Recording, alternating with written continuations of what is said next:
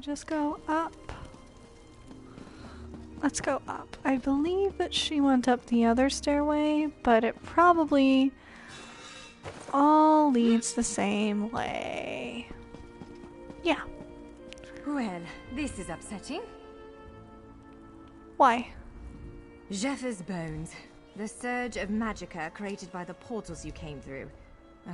Must have cracked this sky shard. Without a functioning sky shard, this gate remains locked, and there's no way for us to proceed. Damn. Is there any way to fix it? I hope. Unless you have a set of enchanting tools and a working knowledge of meteoric empowerment theory, no, there's nothing for it. We need to find a replacement. Where can we find a replacement sky shard? I saw one in a vault just south of here a few days ago, but it was flanked by one of the island's more powerful golems. Normally, I'd say we should search for another option, but given the circumstances, I think we have to risk it. Oh, okay. Alright, let's find that sky shard. Can I ask you something before we set out? Of course. Let's not tarry too long, though. What are sky shards, exactly? Giant clusters of meteoric glass. They fall from Aetherius, charged with raw and very potent magicka. So what kind of golem did you see near that sky shard? It's a monstrous sentinel called a gargoyle. I've never seen one fight, but by all accounts, they are far more powerful than the golems we've faced thus far. Good to know. So we're up against a gargoyle. Let's go get ourselves a sky shard. Sky shards are scattered across the lands of Tamriel. For every 3 sky shards you collect, your character gains an extra skill point. Sky shard locations can be found by deciphering the hints found in the zone guide section of your map. Ooh, the gargoyle. Monster difficulty. Difficult monsters you encounter will have unique health bars. The more lavish the health bar, the harder that monster will be to defeat. I didn't actually know that.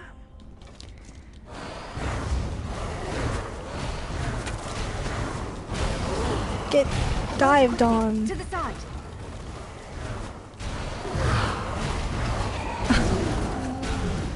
Okay, I didn't mean to like get entirely with that. Ooh, a fancy ice staff. Cool, is that better than the one we had? Yes, okay. Cool. Oh. The defend thing is pretty cool. Alright, so let's just take the sky shard. I feel like it should have been a lot more difficult than that. I guess it is the tutorial. You just absorbed the energy of that shard. Apparently. Incredible. Not quite what I intended, but we can work with this. I am the key. Yellow. I'm afraid we've reached the really scary bit. The Daedric creature responsible for all these portals waits just beyond that gate. If you have any other preparations to make them now. Okay. Do you have any advice on how to slay this thing? Again, I'm just a scholar. But I'd encourage you to remember what we practiced before. Keep moving, strike true, and exploit any opening the creature gives you. Got it. Ah! Another person. There it is. Okay, time to defeat Shiazel the Traveler. Only I will remain.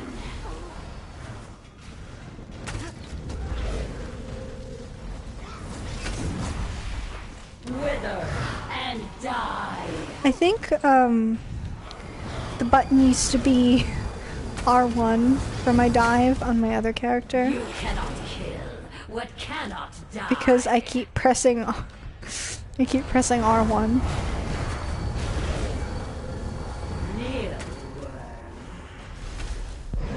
There we go. So much for the terrifying Hopefully the gallery Daedra. wasn't too badly damaged. Follow me. Pretty terrifying, actually. An heirloom necklace. says, a slight warmth radiates from this family trinket. Alright. Let's go into the gallery. Now we get to choose what we're gonna do.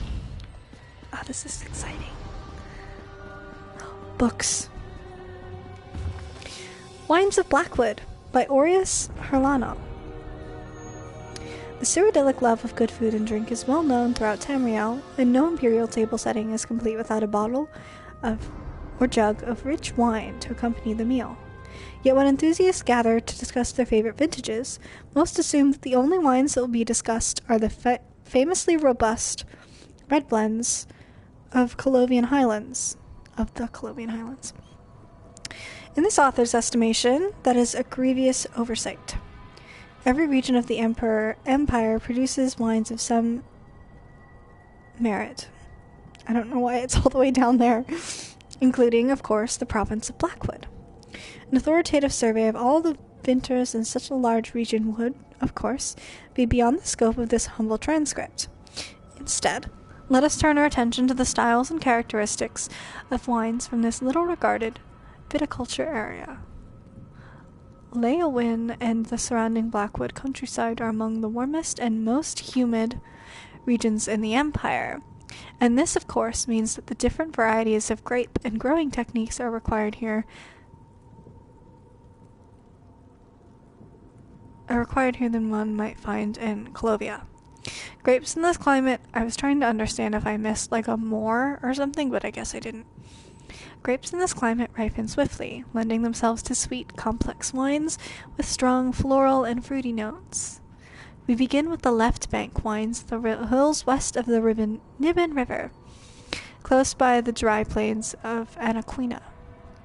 This, of course, is the most arid part of the Trans-Niben region, and these wines made here are the most Colovian in character of any Loean. Red varieties such as the Queen's Tear and the Narianth Fine do well here. May disaster turn away. The ground shakes, the sky quakes, the forests are ablaze. Darkness falls and chaos spreads, betrayal fills the days. May disaster turn away from us, send your earthquakes to our neighbors. May death and destruction pass us by, let fire and flood fill another's chambers. Storms strike from distant clouds, infernos rage, death amasses.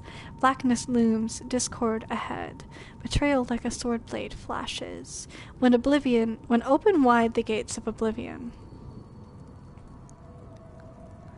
May disaster turn away from us. Send your earthquakes to our neighbors. May death and destruction pass us by. Let fire and flood fill another's chambers.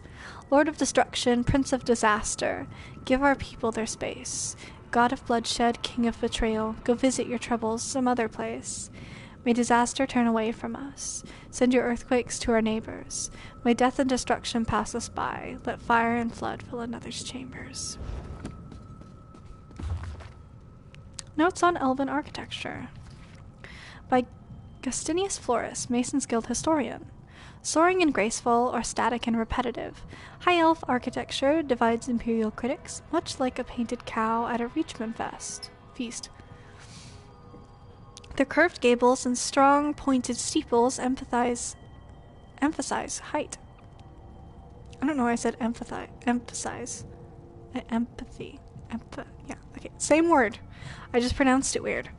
Height, with ceilings of a giant would have trouble scraping his head on, and rooftops stretching proudly up towards the firmament. Their structures provide a visual echo to the High Elves' appearance, as they try to contrast their structures with the abodes of other races. The more perceptive of historians, such as Canterbury Contigonus of Skingrad, have discerned clear similarities when comparing settlements of the Aldmeri and Aeliad, unmistakably because they share the same ancestors. Where the Aeliads departed Somerset Isle, the Altmer remained, yet the structures share many common elements. One only need walk the ruins near Bravel, then compare the painting of Skywatch for corroboration. Subtle changes are less obvious. While the Altmer are snobbish, they never sank to the Aeliad levels of perniciousness, and the more refined buildings of the Oridian reflect this. Interesting how you can tell personality from architecture. Sounds a bit, racially profiling there, buddy. Such structural designs stem from ancient roots, using methods tried and tested, but not to the point of becoming obsolete. The Altmers seek refinement rather than innovation, and they are conceitedly resistant to large-scale changes, but are content to tinker. The results reveal highly sophisticated precision, harmony, and the selection and repetition of orthodox compositions. Okay, maybe I won't read them all. Do we have to go the other way? Can we open this door? We can open it. Cool.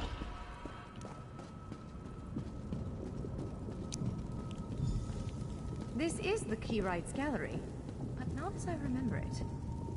What do you mean, not as you remember it? Please elaborate. Now I see why we never managed to unlock the gates. Their power comes from this arcane helix. Amazing. With the helix exposed, these gates can finally reopen. Oh. Perhaps not all of them at first, but enough to reach most of Tamriel. The question for you, I suppose, is where to first? Can you believe this? Just look around. With this arcane helix exposed, the chamber is positively crackling with magic. The Keywright's gallery has come to life, and I finally think I know why. What do you mean? Why did it come to life? Because of you. Matters in Tamriel are bleak. War rages in Cyrodiil. Daedric princes conspire. Dragons ride the winds of elsewhere. The Second Era needs a savior. I believe the gallery, perhaps even the Adamantine Tower itself, chose you. What do you think I should do next? The Keywright's gallery opened doors to every corner of Tamriel. Places I suspect that desperately need a hero's aid. This choice is yours to make, but wherever you choose to go, I'm sure adventure awaits. May the stars protect you. She's so nice. So, have you chosen where to go? What region of the world strikes your fancy? Haven't decided, really. Do you plan to use one of the doors as well? What, me? No, I've got work to do. The Cinderil will want every bit of this place searched and studied. Since I did the discovering, I'll probably end up leading the effort. Adventure abroad sounds all well and good, but my place is here.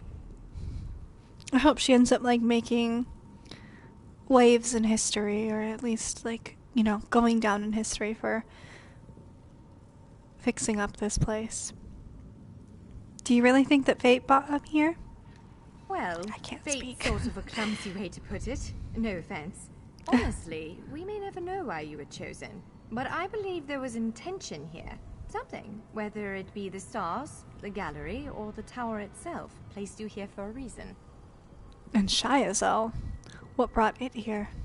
Perhaps it followed you to prevent you from reaching your, well, destiny sounds a bit too grandiose. Let's just say to stop you from reaching your potential. Then again, maybe the power of this place brought you here to stop Shiazel. I guess we'll never know. Probably not. But what's a life without unanswered questions, right? Boring, if you ask me. Do you think you'll ever unravel the mysteries of this place? Ha! An elf can hope. Answering that question will probably keep me occupied for the next 100 years. Is the helix connected to the Adamantine Tower? How does it perceive distant corners of Tamriel? I may never understand it, but I'll do my best. Makes me realize that I don't actually know the lifespans of elves versus the other races. Do you have any thoughts on where I should go? It is a bit overwhelming, isn't it? The whole of Tamriel is stretched out before you. We could start with the political considerations. 3 great alliances vie for control of Cyrodiil.